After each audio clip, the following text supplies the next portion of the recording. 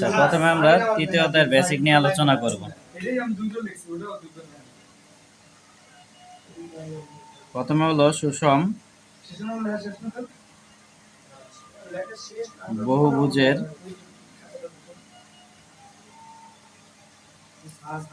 বহিস্থ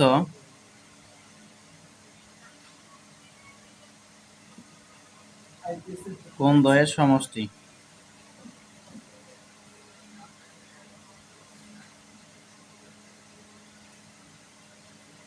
এটা সূত্র হলো 2n+4।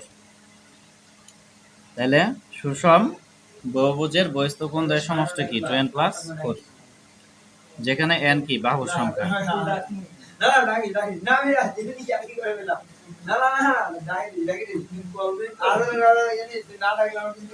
এবং অন্তস্থ কোণদ্বয়ের সমষ্টি।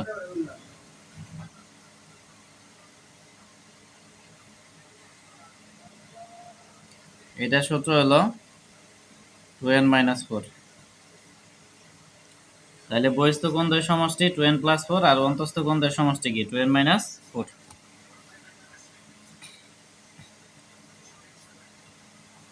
তাহলে এই ফর্মুলাগুলো মাথায় রাখতে হবে না, এটা শুধু কোণের ক্ষেত্রে। এখন দেখো সুষম ষড়ভুজের ক্ষেত্রফল।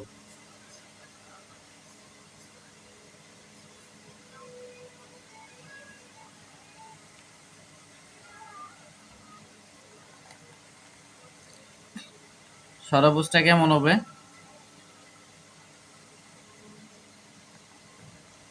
এই যে এরকম হবে, 6টা বাহু থাকবে।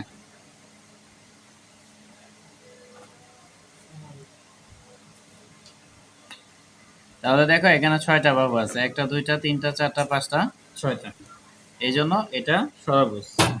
আর যখন আমরা প্রত্যেকটা বাহু দৈর্ঘ্যকে সমান ধরবো তখন সেটা কি হবে? সুষম ষড়ভুজ।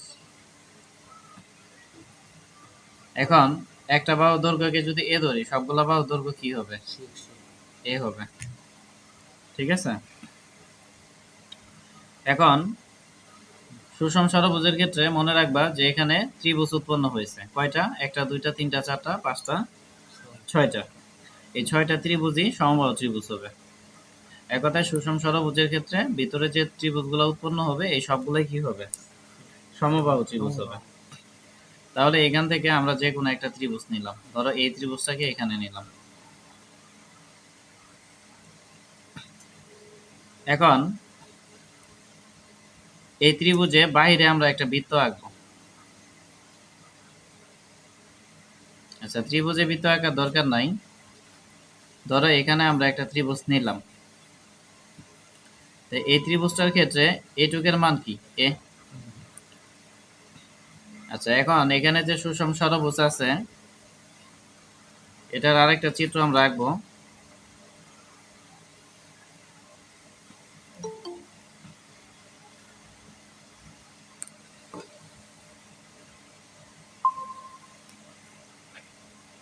ভাই আপনার তো ক্যামেরা। এখন দেখো এখানে আমরা দুইটা বৃত্ত নিব, একটা নিব বাহিরের দিকে, তা একটু এইভাবে হবে আর কি, ঠিক আছে?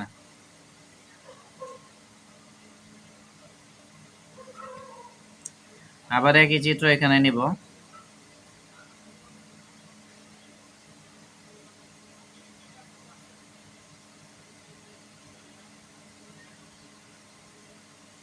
আরেকটা বৃত্ত নিব ভেতরের দিকে।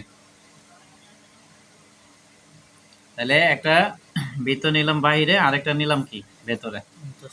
বাইরে যে বৃত্ত নিছি এটার নাম হলো পরিবৃত্ত, ঠিক আছে? বাইরের বৃত্তের নাম কি? পরিবৃত্ত।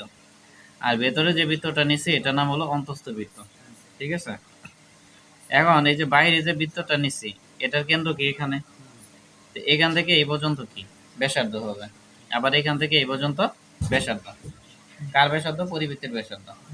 এই পরিবৃত্তের ব্যাসার্ধকে আমরা আর ধরে নিলাম, বড় হাতের আর। আর এই যে ভেতরে যে বৃত্তটা নিছি এটার ব্যাসার্ধ কি হবে? এখানে একটা লম্ব টানবো, এই যে এখান থেকে এই পর্যন্তই হলো ব্যাসার্ধ। ব্যাসার্ধের সংখ্যা কি? কেন্দ্র থেকে পরিধি পর্যন্ত দূরত্বকে ব্যাসার্ধ বলে।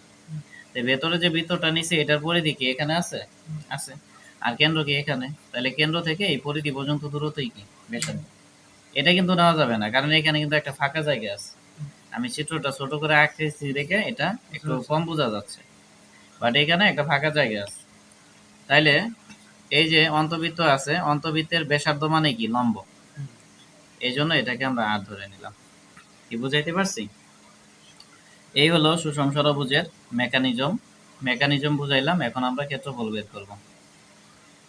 তাহলে দেখো, এখন আমরা জানি যে এখানে যে ত্রিভুজগুলো আছে প্রত্যেকটাই পরস্পরের সমান, ঠিক আছে। এক কথায় এখানে আর, এখানে আর, এখানে এ ইজিক্যাল টু আর হয়ে যাবে। কারণ কি, এটা সমবাহু ত্রিভুজ। সমবাহু ত্রিভুজের ক্ষেত্রে আমরা জানি প্রত্যেকটা বাহুর দৈর্ঘ্য কি সমান। যেহেতু এটা আর, এটা আর, আর এটা এ, এই জন্য এ ইজিক্যাল টু আর নিব। এটা নিলাম আমরা। এতটুকু বুঝতে পারছো? আচ্ছা, এখন এখানে ত্রিভুজ আছে ছয়টা, ছয়টা নিলাম। আর প্রত্যেকটা ত্রিভুজ কি সমবাহু ত্রিভুজ।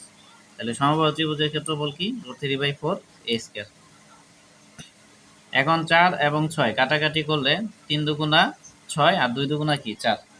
তাহলে উপরে থাকবে 3 আর নিচে থাকবে কি 2। আর এখানে √3 নিলাম, a² নিলাম। তাহলে সুষম ষড়ভুজের ক্ষেত্রফল কি 3√3/2 a²। তাহলে এটা কি বুঝাইতে পারছি? 3√3/2 a²। এখানে কারো কোনো প্রশ্ন থাকলে বলতে পারো। আচ্ছা, এখন সুষম ষড়ভুজের ক্ষেত্রে আমরা এর পরিবর্তে আরও নিতে পারি কিনা? যেহেতু এটা আর, এটা আর, আর এটা এ, আর এটা কি সমবাহু ত্রিভুজ। সমবাহু ত্রিভুজ হইলে এটা সমান সমান এটা হবে, এটা সমান সমান এটা হবে। তাহলে আমরা বলতে পারি না যে এ ইকুয়াল টু আর হবে। এজন্য এর পরিবর্তে আমরা আর নিব, তাহলে r²। যেহেতু কি এ ইকুয়াল টু আর।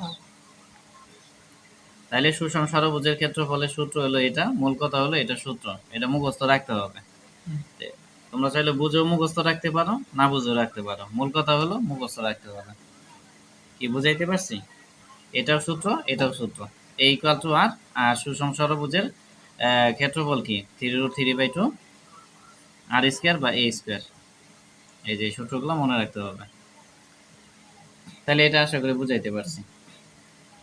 এখন এখানে যে ত্রিভুজটা আছে, এই ত্রিভুজটাকে আমরা একটু বড় করে আঁকি। এখানে আর দিলাম, আর এই যে উচ্চতা আছে এটাকে আর ধরলাম।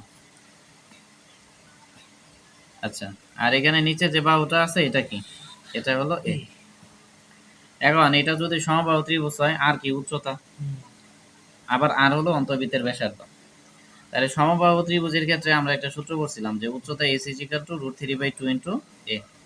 এটা আমি প্রমাণ করে দেখাইছিলাম কিভাবে হয়, এখানে আর এক্সপ্লেন করতেছি না। তাহলে এস মানে কি উচ্চতা, তো এখানে উচ্চতা এস এর মানটাই তো আর, সেই জন্য আমরা আর নিব, আর √3/2 a। কি বুঝাইতে পারছি? এটা হলো। তারপরে দেখো এখানে আরেকটা বিষয় আছে, এই পুরাটা যদি এ হয়, এটা কি অর্ধেক, এটাও কি অর্ধেক, তার মানে অর্ধেক এখানে কি হবে a/2 হবে, আর এখানেও a/2।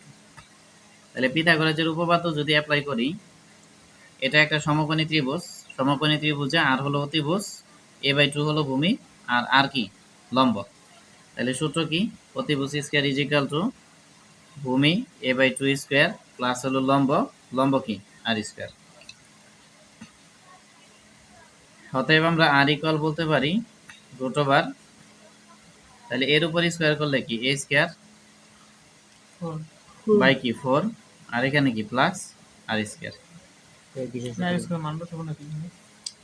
না, মান বলতে এখানে তো কোনো মান দেওয়া নাই, আমরা জাস্ট একটা সমীকরণ প্রতিষ্ঠা করলাম বা একটা সূত্র প্রতিষ্ঠা করলাম, ঠিক আছে, এই হলো বিষয়। আবার এই সূত্রটাকে এইভাবে লেখা যায়, এই প্লাস r² কে এদিক পাস করলে কি মাইনাস r² হবে, আর এর উপর স্কয়ার করলে a², আর নিচে কি 2 এর উপর স্কয়ার করলে 2 দুগুণা 4। এখন 4টারে যদি এদিকে আনো তাহলে কি হবে r² মাইনাস r², আর এখানে কি a², বা এখানে আমরা যদি এর মান বের করি স্কয়ারটার এদিক পাস করলে কি রুট হয়ে যাবে, তাহলে √4 r² মাইনাস r², আর এখানে কি a। তাহলে এর মান কি হবে, 4 এর সাথে রুট করলে কি 2, আর বাকিটার সাথে রুট নিয়ে নিলাম।